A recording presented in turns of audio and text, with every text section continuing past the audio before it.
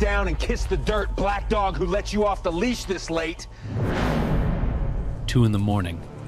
A black woman cuffed on cold pavement. An officer standing over her like she was nothing. She turned her head just enough to speak. I've done nothing wrong.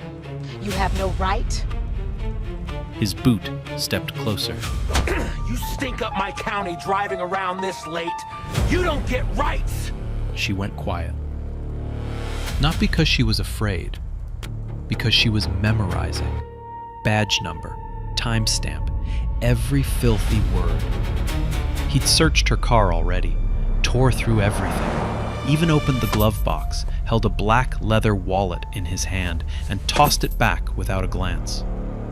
That wallet held FBI credentials with her name on it, and that lazy, careless moment was about to destroy everything he'd built in 12 years.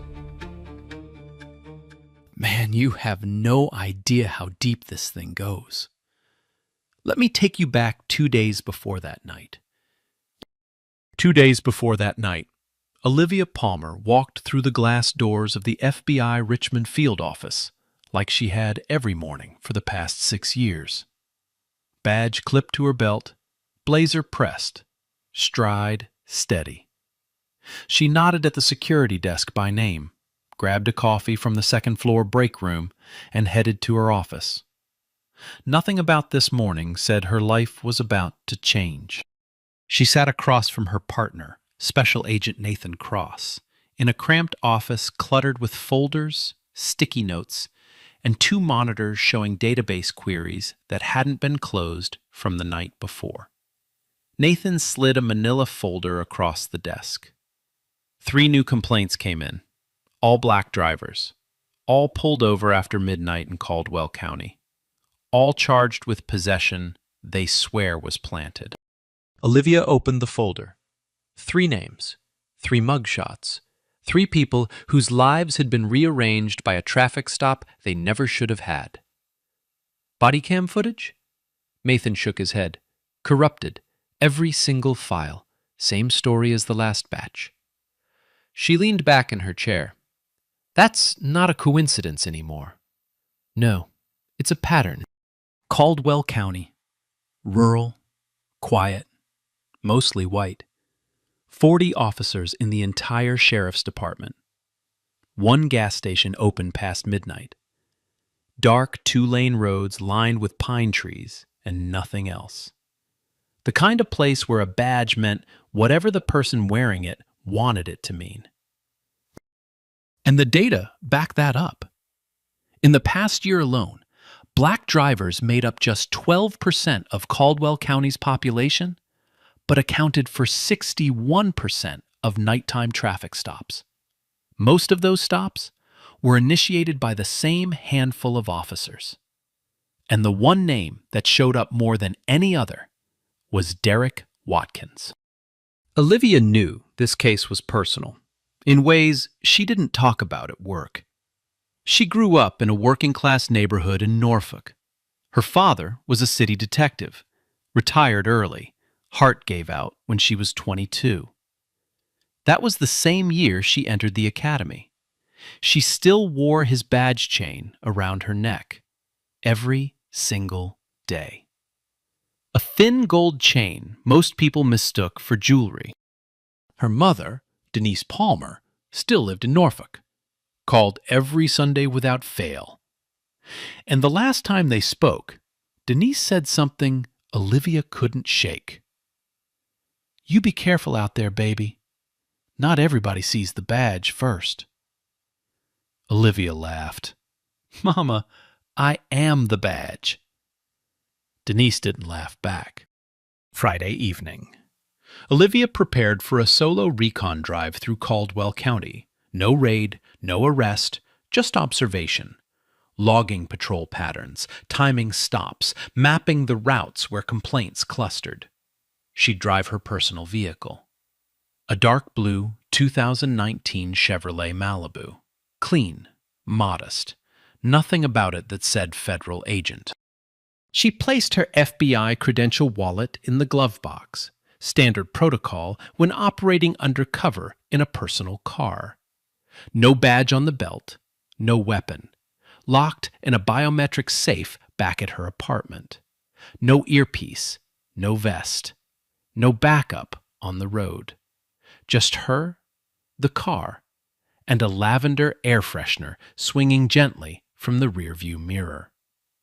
She texted Nathan before pulling out of the parking garage. Heading south, solo run, back by dawn. His reply came fast. Stay frosty. She drove south on I-95, then turned off onto the smaller highways that fed into Caldwell County. The suburbs faded. The streetlights thinned. The road narrowed to 2 lanes, hemmed in by trees so tall their branches laced together overhead like a tunnel. She passed through the county seat around 11. Drove by the gas station, closed early tonight. Made a slow loop on Route 15, the stretch where most of the complaints originated. She clocked a patrol car sitting in a church parking lot. Lights off, engine running. Just sitting there, watching. She didn't stop, didn't slow down, just noted it and kept moving. By 1 in the morning, she'd covered the route twice. Nothing unusual. She turned north, heading back toward the interstate. Cruise control set to 53 in a 55 zone. Headlights on, seatbelt fastened, every traffic law obeyed to the letter. And then, in her rearview mirror, headlights. Close, getting closer, then red and blue. She exhaled, long and slow. Pulled onto the gravel shoulder, put the car in park, hands on the wheel at 10 and 2. Window down before the officer reached her door. Everything her father ever taught her, everything every black parent teaches their child about this exact moment. And none of it was going to matter. The flashlight hit her face before the officer said a word. He stood at her window, one hand on the beam, the other resting on his belt. Not on his holster, on his belt. Casual. Like this was routine. Like she was routine. Officer Derek Watkins, 38 years old, 12-year veteran of the Caldwell County Sheriff's Department. Broad shoulders, crew cut, a pair of reflective sunglasses pushed up on his forehead at 2 in the morning, for no reason other than habit. He scanned the inside of her car with the flashlight. Back seat, passenger seat, dashboard. Before he even acknowledged she existed. License and registration. No good evening, no ma'am, no reason for the stop. Just a command delivered to a face he'd already decided didn't belong here. Olivia kept her voice even. Good evening, officer. My license is in my purse on the passenger's seat. I'm going to reach for it, slowly. He didn't respond, didn't nod, just held the flashlight steady on her face like he was studying something under a microscope. She reached for her purse, pulled out her license, handed it over with the registration from the visor. He took both without looking at them. You know why I stopped you? No, sir. Your left tail light was flickering. It wasn't. She had checked every light on the vehicle before departure.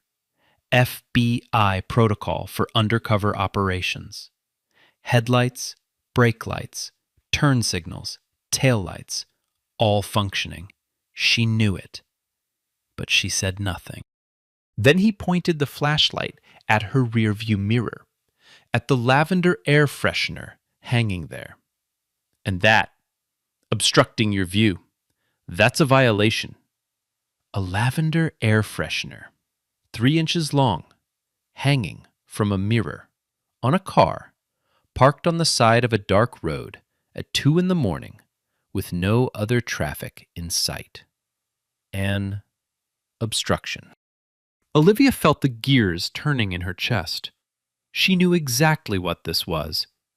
Pretext. Manufactured justification. The same playbook she'd been reading about in case files for months. Flickering tail light that doesn't flicker. Air freshener that doesn't obstruct.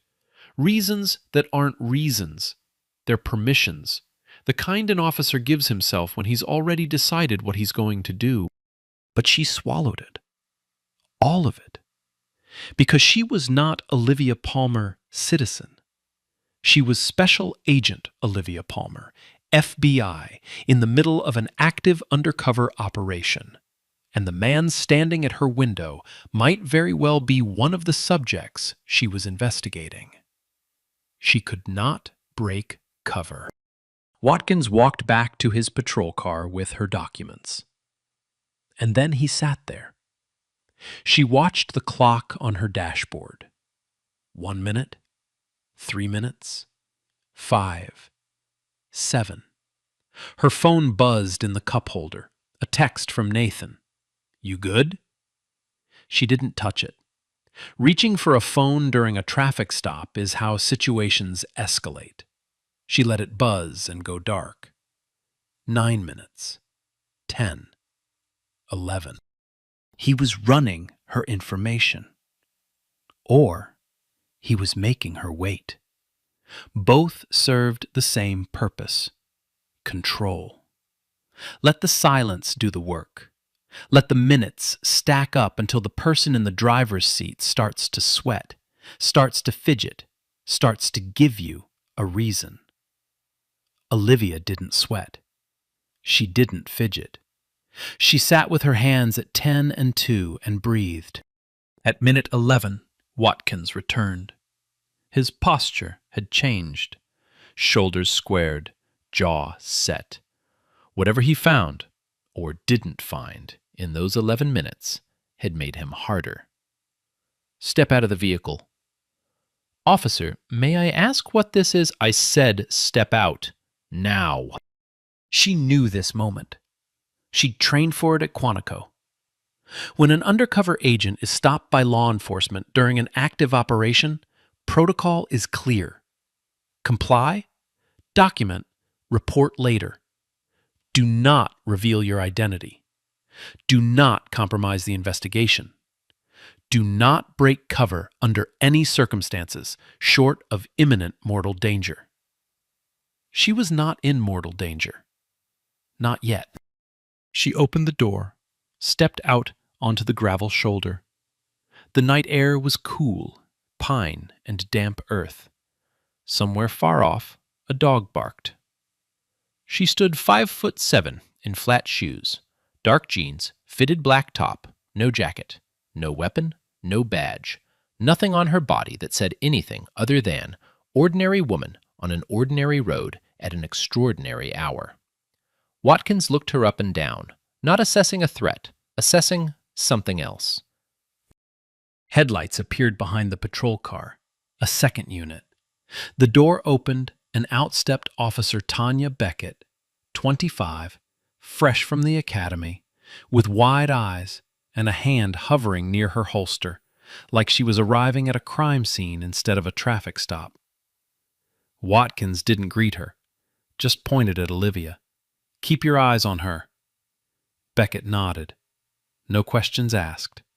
Then Watkins turned back to Olivia. "I'm going to search your vehicle." "I don't consent to a search, officer." He stepped closer, close enough that she could smell the coffee on his breath. "I'm not asking." "On what grounds?" "I smell marijuana." There was no marijuana. There had never been marijuana in this car. Olivia Palmer did not smoke. The car smelled like lavender and upholstery cleaner. But the word had been said, and in Caldwell County, on a dark road at 2 a.m, the word of a 12-year officer outweighed the word of a black woman by a margin so wide you could drive a truck through it. He searched the car. Methodically, aggressively. He pulled apart the back seat, emptied the center console, checked under the floor mats, opened the trunk, and felt along the lining. Found nothing, because there was nothing to find. Then he opened the glove box. Inside, the vehicle registration she'd already handed him, an owner's manual, a small flashlight, and beneath the manual, a black leather credential wallet with a gold seal embossed on the front. He picked up the flashlight, clicked it on and off, put it back. He did not touch the wallet. He did not open it. He closed the glove box and moved on. He found nothing. No drugs, no weapons, no contraband. Not a single thing that justified the stop, the search, or what came next. Hands on the trunk. She complied. He patted her down, roughly, impersonally. Then the handcuffs came out. Officer, this is not necessary. I've cooperated with everything you've... Turn around. The cuffs clicked around her wrists. Cold metal, too tight.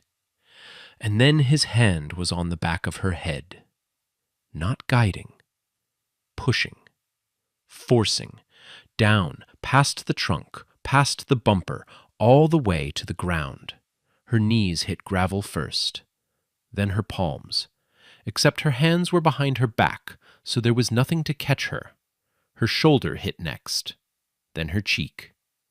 The asphalt was cold and rough and smelled like oil and rain. A pebble pressed into her jaw. She could feel the grit embedding in her skin. The world tilted sideways. Red and blue lights pulsed above her, painting the pine trees in emergency colors. 6 feet away, Tanya Beckett stood perfectly still, mouth slightly open, eyes wide, hands at her sides, doing nothing, saying nothing. Watkins stood over Olivia, and he said it like it was nothing, like it was a line he'd used before, like it was comfortable in his mouth. You people always think you're above the law. Not in my county. She closed her eyes. The pebble dug deeper. She could hear his breathing. She could hear Beckett's silence. She could hear the hum of the patrol car engine and the distant bark of that same dog. And she did not say a word. Not because she couldn't, because she was doing something far harder than speaking. She was protecting an investigation that would save more people than this one night could destroy. Every second she stayed silent, the case stayed alive. Every second she endured, the corrupt officer she was hunting stayed unaware. She lay on the ground and let the system do what it does when no one is watching. He charged her with resisting a lawful order and obstruction of justice. She had not resisted. She had not obstructed. His own dash cam would prove that. Eventually. He put her in the back of his patrol car. She sat upright, gravel dust on her cheek, wrists aching from the cuffs, and watched her dark blue Malibu grow smaller in the rear window. Inside it, the lavender air freshener swung gently, and inside the glove box, the credential wallet sat undisturbed. Nah, hold on. This is insane. She's face down on the concrete. She could flash her badge and end this whole nightmare. But she doesn't. Now imagine that's you. You're lying there, not because you're weak, but because you're protecting something bigger than yourself. Could you do that? The Caldwell County Sheriff's Station smelled like burnt coffee and floor cleaner. Fluorescent lights buzzed overhead, the kind that make everyone look sick. Linoleum tiles scuffed and yellowed. A vending machine humming in the corner. A clock on the wall that ticked loud enough to hear from across the room. 2:40 in the morning. Desk Sergeant Clay Morrison, 52, looked up from a paperback novel when the door opened. He watched Watkins walk in first, chest out, keys jangling. Then Olivia, cuffed, gravel dust on her cheek, a thin line of blood where the pebble had broken skin along her jaw. Morrison glanced at her, then at Watkins. What have we got? Not who. What? Watkins dropped his report on the counter. Resisting, obstruction, possible narcotic odor in the vehicle. Morrison looked at Olivia again. She met his eyes directly, calm, steady, the kind of calm that unsettles people who expect fear. He looked away first. Process her. And so they did. The machinery of the system engaged the way it always does, indifferent, efficient, mechanical. She was photographed against a gray wall, front, side. The camera flash was too bright, and the deputy behind it didn't bother to tell her when to look up. She was fingerprinted, each finger pressed into ink and rolled across the card by a clerk who held her hand like it was contaminated. Her personal belongings were placed in a clear plastic bag and catalogued on a form. Wallet, phone, car keys, a tube of lip balm, each item tagged with a case number. Her name reduced to a line on a booking sheet. She was asked if she wanted to make a phone call. She declined. Not yet. She was still in operational mode, still protecting the case. One call to Nathan, one mention of the FBI, and word would spread through this station like wildfire. Every officer under investigation would know. Evidence would vanish. Informants would be exposed. Months of work. Gone in the time it takes to dial a number. So she said no. And they led her down a corridor with cinder block walls painted the color of old teeth. The holding cell was exactly what she expected. Concrete bench along one wall, steel toilet in the corner, no seat. A camera in the upper corner with a blinking red light. The door closed behind her with a sound that wasn't loud, but felt permanent. She sat down on the bench. The concrete was cold through her jeans. She leaned her head back against the wall and stared at the ceiling. Water stains. A hairline crack running from one corner to the other. The fluorescent tube flickering every few seconds like a pulse. She touched her neck. Her father's badge chain was still there. They hadn't taken it during processing. It looked like costume jewelry to them. Just a cheap gold chain on a woman they'd already decided wasn't worth a second look. She closed her eyes.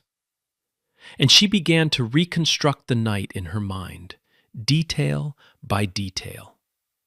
The way Watkins' flashlight hit her face before he spoke. The 11 minutes he made her wait. The coffee on his breath when he leaned in. The exact pressure of his hand on the back of her head. The angle, downward, forceful, deliberate. The pebble. The words. Every single word. She was building a case from the inside of a cell with nothing but her memory. Down the hall, in the break room, Watkins poured himself a coffee like it was any other night. Beckett sat at a small table, staring at her hands. She hadn't said a word since they arrived at the station. Watkins leaned against the counter. Another one of those late-night joyrides. They think they can cruise through here whenever they want. Beckett didn't laugh. She picked at a hangnail on her thumb. She was pretty cooperative, Derek. Watkins shrugged.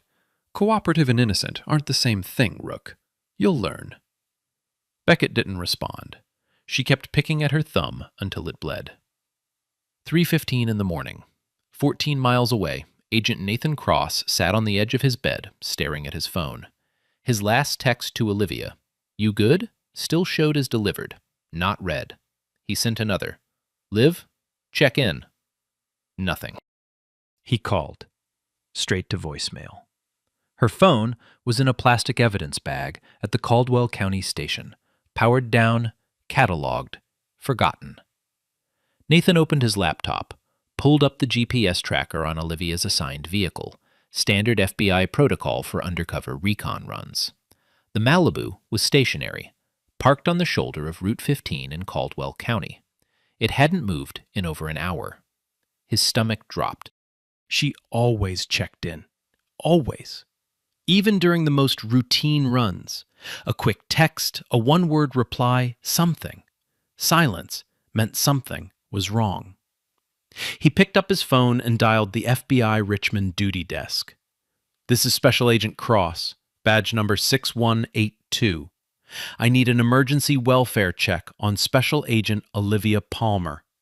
Last known position, Route 15, Caldwell County.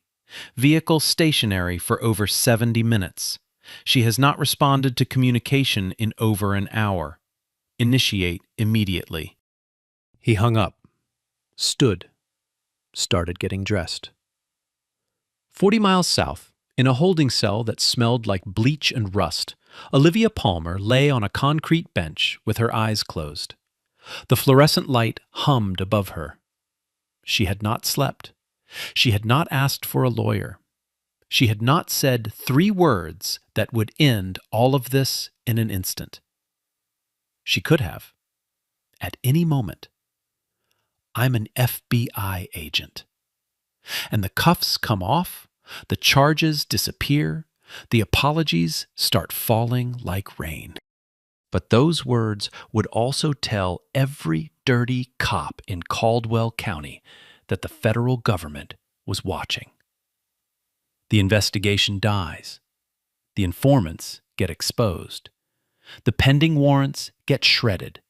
And the people in those case files, those 3 faces she studied in Nathan's office 2 days ago, they never get justice. So she lay there, silent, waiting, carrying the weight of a mission that was bigger than one night, one officer, and one woman's face on the pavement.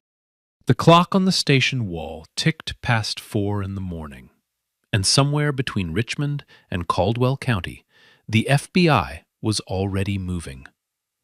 5:50 in the morning. The sky outside the station was still dark, but the birds had started. That gray hour when the night shift gets sloppy and the coffee pot runs dry, and everyone is counting minutes until they can go home. Sergeant Morrison was doing exactly that, counting minutes, when the desk phone rang. He picked it up the way he picked up every call at this hour, half interested, already annoyed. "Caldwell County Sheriff's Department, Sergeant Morrison." The voice on the other end was not half interested. It was sharp, federal, the kind of voice that doesn't waste a single syllable. "This is Supervisory Special Agent Kathleen Doyle, FBI Richmond Field Office. We have reason to believe one of our agents was detained at your facility within the last 4 hours. Her name is Olivia Palmer. I need confirmation of her status, and I need it right now." Morrison's hand stopped moving. His pen hovered above the logbook he'd been doodling in. He blinked once. Then he looked down at the booking sheet from 3 hours ago. The name was right there. Palmer, Olivia. Resisting. Obstruction. He looked up at the monitor showing the holding cell camera feed.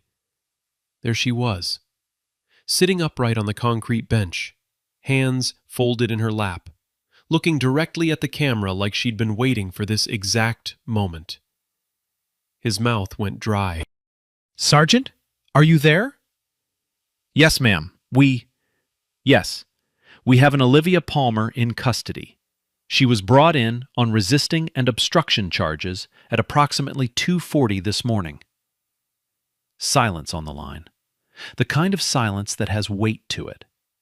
Then Doyle spoke again. Slower this time. Each word placed like a brick. "Listen to me very carefully. You will not process her further. You will not question her. You will not transfer her. 2 agents from this office are en route to your facility. They will arrive within 40 minutes. Until then, nothing happens. Is that understood?" "Yes, ma'am." "Good. And Sergeant, I'm going to need the name of the arresting officer." Morrison swallowed. "Officer Derek Watkins." Another silence. Shorter this time, but heavier. 40 minutes. The line went dead. Morrison set the phone down. He stared at it for a moment, like it might ring again and tell him this was a mistake. It didn't. He picked up the internal line and dialed Watkins' home number. His hand was shaking, and he couldn't make it stop. 3 rings. 4. Then a voice, thick with sleep. What? Derek, we've got a problem. The woman you brought in tonight. She's FBI. Silence. That's ridiculous. Watkins' voice was already defensive, already loud. She had no ID on her, no badge, no credentials, nothing. She didn't say a single... Her credentials were in the glove box, Derek. You searched the car. A longer silence. Morrison could hear Watkins breathing, could hear the bed creak as he sat up. She never said anything. She never told me she was... It doesn't matter. Richmond Field Office just called. They're sending agents. They'll be here in less than 40 minutes. No. This is wrong. She was driving through the county at 2 a.m. with no explanation. I followed procedure. I had every right to... Derek. Morrison cut him off. His voice was flat now, tired. The voice of a man who could see the next 6 months of his life unraveling in real time. Just don't talk to anyone. Don't call anyone. Don't do anything until we figure out how bad this is. He hung up, sat in the quiet of the station, and listened to the clock tick and the fluorescent lights buzz and the vending machine hum. All the sounds that had been background noise an hour ago now sounded like a countdown. 6:30 in the morning. 2 black SUVs turned into the station parking lot. They didn't park in visitor spaces. They parked right at the front entrance, side by side, like a wall. Agent Nathan Cross stepped out of the lead vehicle, dark suit, no tie, face set in the expression of a man who had been driving fast for 40 minutes with nothing to do but think about what he was going to find. 2 additional agents flanked him. They moved together through the front door of the station, the way weather moves into a room. You feel it before you see it. Morrison stood up behind the desk. He had put on a fresh shirt. It didn't help. Nathan didn't extend his hand, didn't introduce himself, didn't look around the station or comment on the vending machine or the fluorescent lights or any of the small details that fill a room when people are trying to avoid the large ones. Where is Agent Palmer? Morrison led them down the corridor. His shoes squeaked on the linoleum. He unlocked the holding cell door. It swung open with a groan. Olivia stood. She'd been sitting on the bench in the same position she'd held for hours, composed, upright. Gravel dust still on her clothes. The thin cut along her jaw had dried into a dark line. Red marks circled both wrists where the cuffs had been. Nathan looked at her. He didn't speak immediately. He took in the abrasion on her jaw, the dust on her clothes, the marks on her wrists, the holding cell behind her, the concrete bench, the steel toilet, the blinking red camera. You okay? She nodded. One nod. Controlled. The kind of nod that holds back everything behind it. Nathan turned to Morrison. Every trace of patience left his voice. I need the following, and I need it within 1 hour. Booking report. Incident report. Dashcam footage from every patrol vehicle on scene. Body camera footage from every officer present. Radio dispatch logs. Cell surveillance recordings. And the complete arrest file. All of it. 1 hour. Starting now. Morrison nodded fast. Too fast. Yes, sir. Absolutely. Whatever you need. Nathan didn't acknowledge the eagerness. He turned back to Olivia. Let's get you out of here. She walked out of the holding cell, down the corridor, past the booking desk where her fingerprints still sat on an ink card, past the break room where Watkins had laughed over coffee 5 hours earlier, past Morrison, who couldn't look at her, past the vending machine and the clock and the fluorescent lights and all the machinery of a system that had processed her like she was no one. She stepped through the front door of the station and into the morning. The sun was just breaking over the tree line. The air smelled like pine and wet grass and dew. She took a breath, her first full breath in hours, and held it. She was still wearing her father's badge chain. Later that morning, Nathan drove to Route 15 and recovered Olivia's Malibu from the shoulder where it had been left.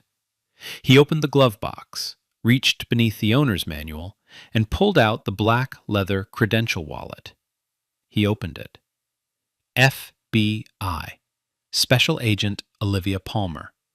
Photo ID on the left, gold badge on the right. Holographic security seal catching the light. He photographed it in place. Chain of evidence. 4 ounces. That's what the wallet weighed. 4 ounces of leather and metal and government authority. It had been in Watkins' hand. He'd held it, tossed it back, and closed the glove box. Because he wasn't looking for who she was. He was looking for what he'd already decided she was. And those 4 ounces were about to bring the full weight of the federal government down on a man who couldn't be bothered to look. The investigation opened like a door that couldn't be closed again. Within 24 hours, 2 parallel cases were running. The FBI Richmond Field Office launched a civil rights investigation into Officer Derek Watkins and the Caldwell County Sheriff's Department. At the same time, the county's Internal Affairs Division opened its own inquiry, assigned to Captain Brenda Sullivan, 16 years in IA, methodical, thorough, and completely immune to the kind of pressure that makes other investigators look the other way. When a federal agent is unlawfully detained by local law enforcement, the bureaucratic response is massive. Federal civil rights statutes, state misconduct protocols, internal review, U.S. attorney oversight. Each layer adds weight. Each layer makes it harder to bury anything. Derek Watkins was about to learn what it feels like when the system turns around and looks him in the eye. Sullivan's team started with the footage. First, Watkins' dashcam, timestamp starting at 1:58 a.m., running continuously through arrest and transport. The findings were immediate. Olivia's left taillight, the one Watkins claimed was flickering, was functioning perfectly. Solid red. No flicker. Not a single frame showed irregularity. The pretext was fabricated. His own camera proved it. Her driving was lawful.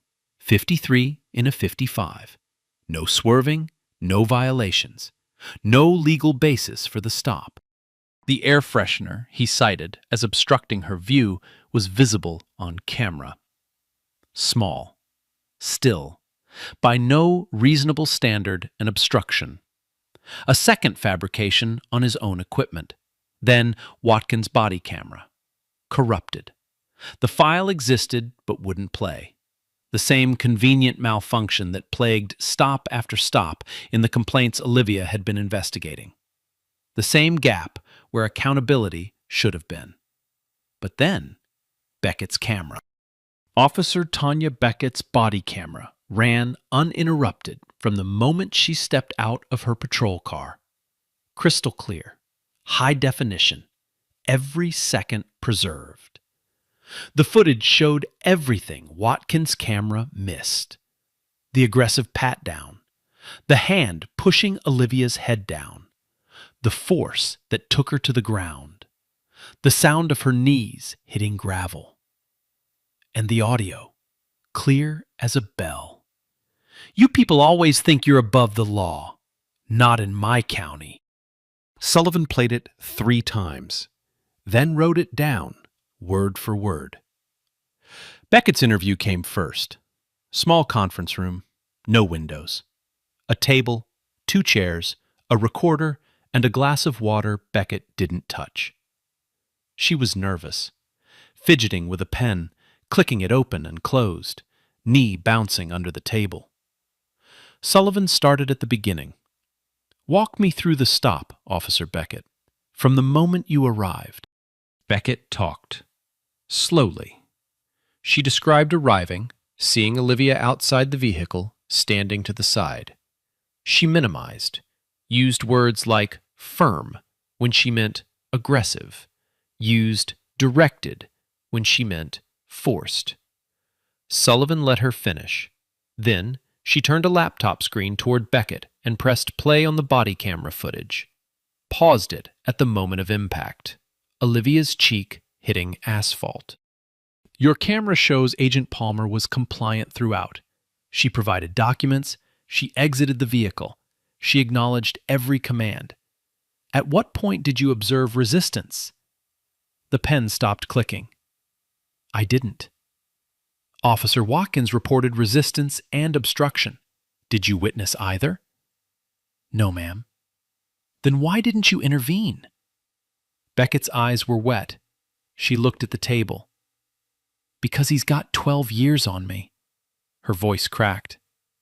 "And because I was afraid." Sullivan let the silence sit. Then she wrote something down and moved on. Beckett wasn't the villain. She was something more common. A witness who saw everything and did nothing. Not the officer who abuses power, but the one who stands 6 feet away and lets it happen. Watkins came in 3 days later. Civilian clothes, a union rep beside him, arms crossed. Watkins was sweating despite the air conditioning. Sullivan laid the evidence out like bricks. The functioning taillight, the harmless air freshener, Beckett's footage, the audio, the canine unit that swept Olivia's vehicle the next morning. 0 alert, no marijuana, no residue, no trace. The odor he claimed to smell never existed. Watkins sat through each piece with his jaw clenched. "I followed my training. I had reasonable suspicion." Reasonable suspicion of what? She was driving through the county at 2 a.m. That's unusual. Unusual for whom? He didn't answer. Sullivan placed a photograph on the table. Olivia's credential wallet, open, badge gleaming. "You searched her vehicle. You opened the glove compartment. This was inside. You held it and put it back without opening it." Watkins stared. "You didn't open it because you weren't looking for identification. You were looking for confirmation of something you'd already decided the moment you saw her face." The union rep shifted. Watkins said nothing. Sullivan closed the folder.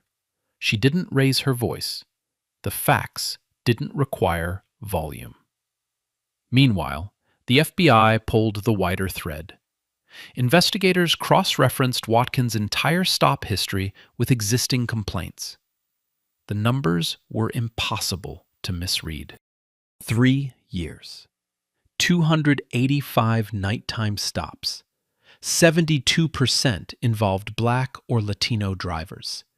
In a county where those groups made up less than 15% of the population. 38 stops resulted in drug charges, every one based on odor justification. In 31 of those cases, body camera footage was corrupted or missing. 14 convictions. 3 people currently in state correctional facilities on evidence now suspected of being fabricated. Olivia hadn't stumbled into a bad stop. She'd driven directly into the center of the pattern she was sent to investigate. Her debrief took place at FBI Richmond. 2 supervisors, a recorder, Nathan Cross in the corner. She was precise, clinical. Timestamps, locations, Exact quotes. Steady voice, still hands. She did not waver. Until the pavement. Her fingers went to the gold chain at her neck. He put his hand on the back of my head and pushed me onto the asphalt. She stopped, took a breath. And I thought about my father. Every stop he survived in 30 years. Every time he had to be twice as calm, twice as dignified, just to make it home. Her eyes were wet, but her voice held. I am a federal agent. I carry credentials that open every door in this country. And even I ended up face down on a road at 2 in the morning because someone looked at me and decided I didn't belong. She looked at the recorder. If this happens to me, with everything I carry, what happens to the people who don't have a badge in their glove box? No one answered. The dominoes fell fast. County Police Chief Russell Townsend called an emergency meeting. He contacted the district attorney. 31 convictions tied to Watkins were flagged for review.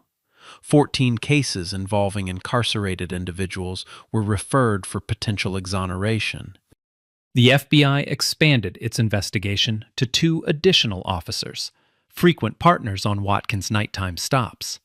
Similar patterns, similar camera malfunctions.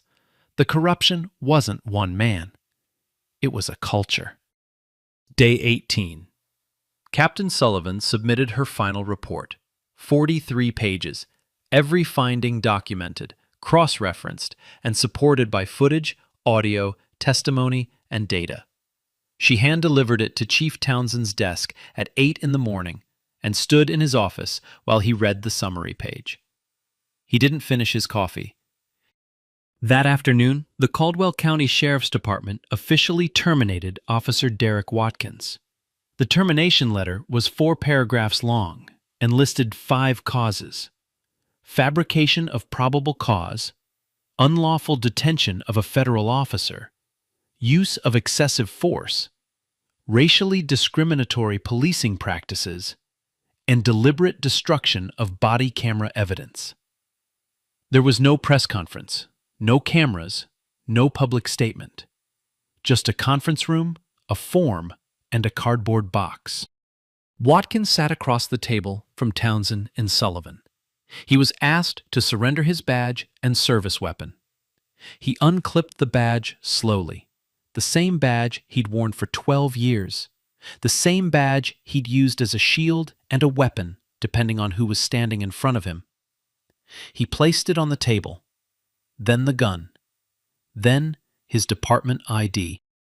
He signed the form, picked up the cardboard box containing his personal belongings from his locker, walked out of the building and across the parking lot. Alone. The lot was empty. No one came to say goodbye. 12 years, ended by a 4-ounce wallet he couldn't be bothered to open. Day 45. The U.S. Attorney's Office for the Eastern District of Virginia filed federal charges against Derek Watkins. 2 counts. Deprivation of rights under color of law, 18 U.S.C. Section 242, and obstruction of justice for the systematic destruction of body camera evidence across multiple cases. If convicted on both counts, he faced up to 10 years in federal prison. 10 years.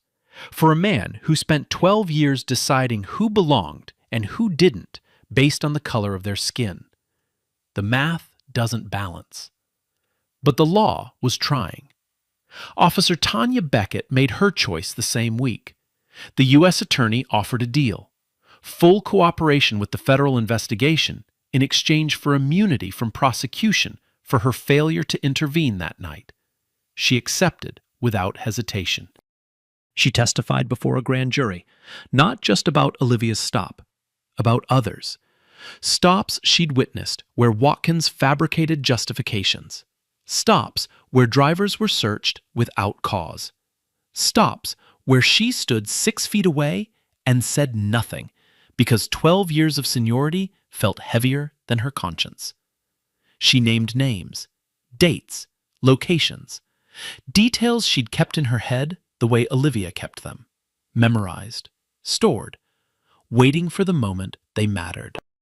After her testimony, Beckett resigned from the department. She enrolled in a criminal justice reform program at a state university. She told Sullivan during her exit interview that she couldn't wear the uniform anymore.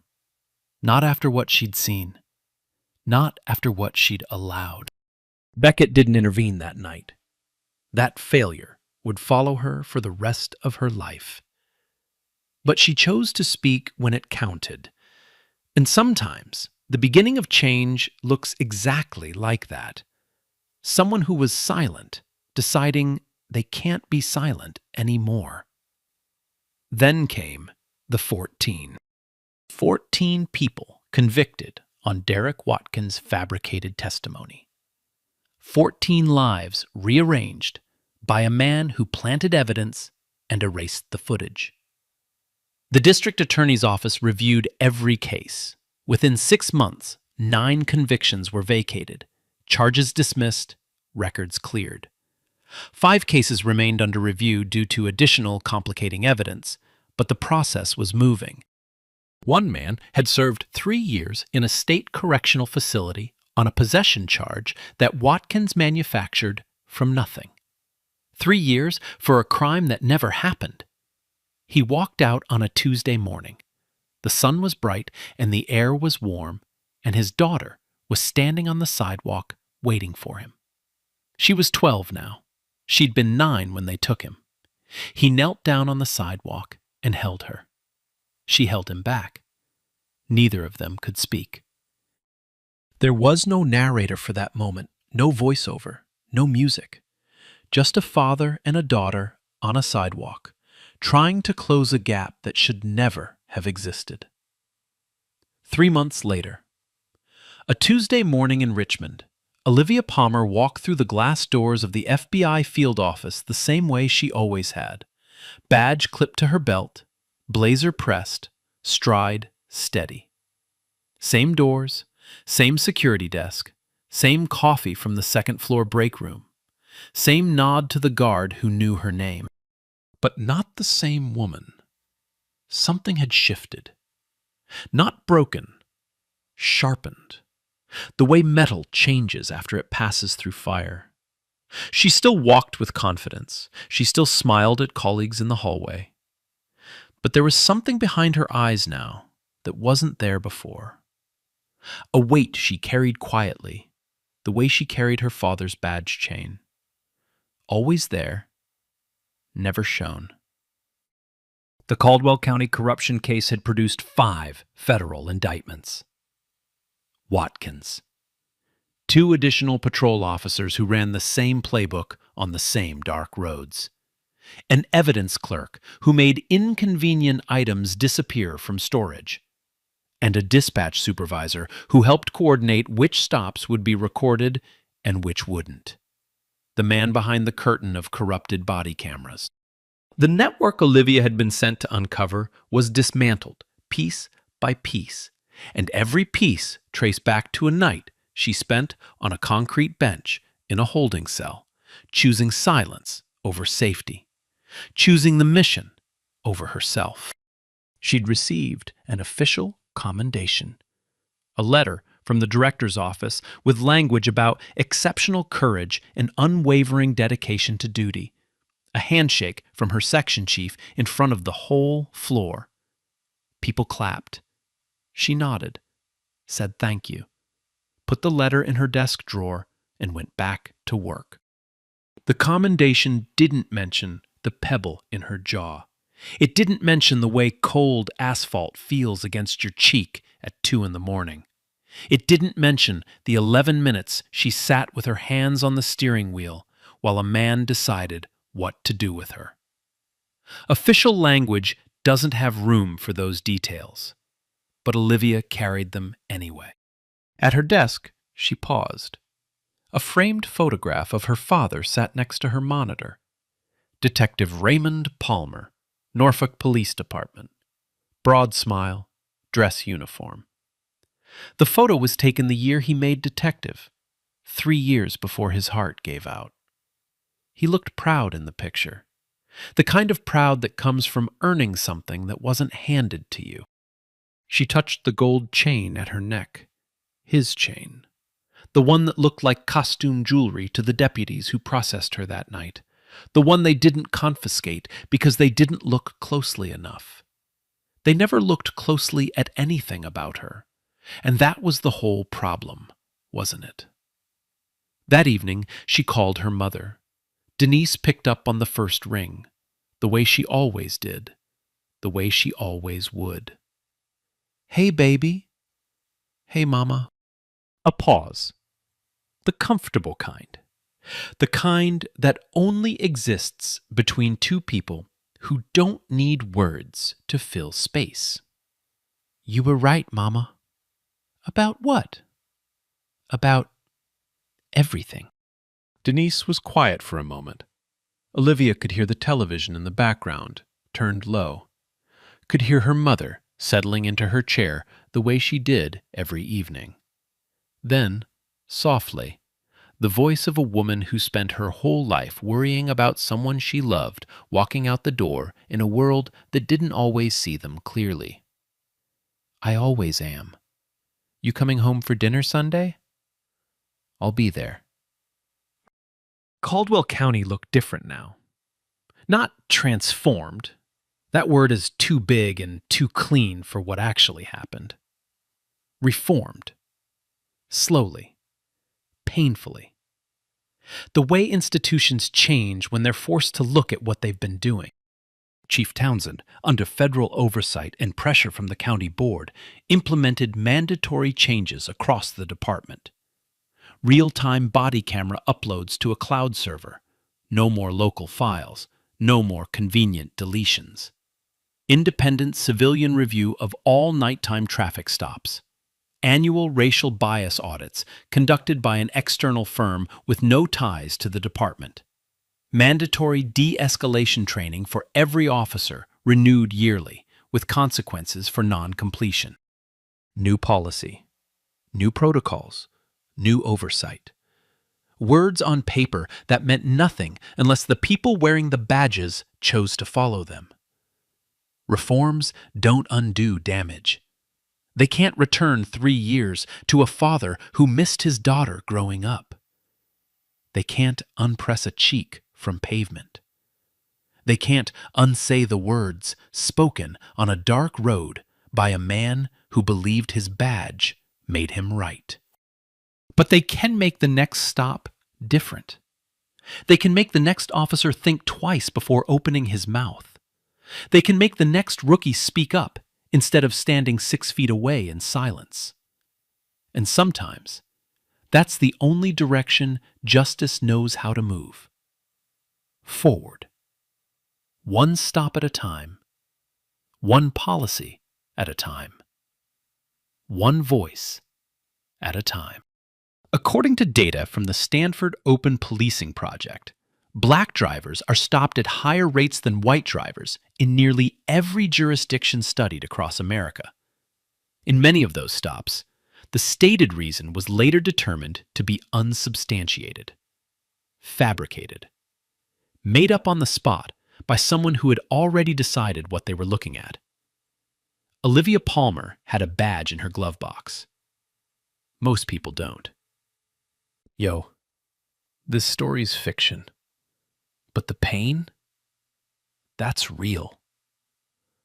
Now imagine that's you on the pavement. Badge in the car. Stay silent or speak up. Comments. And if this hit different, like, share, subscribe. That's it.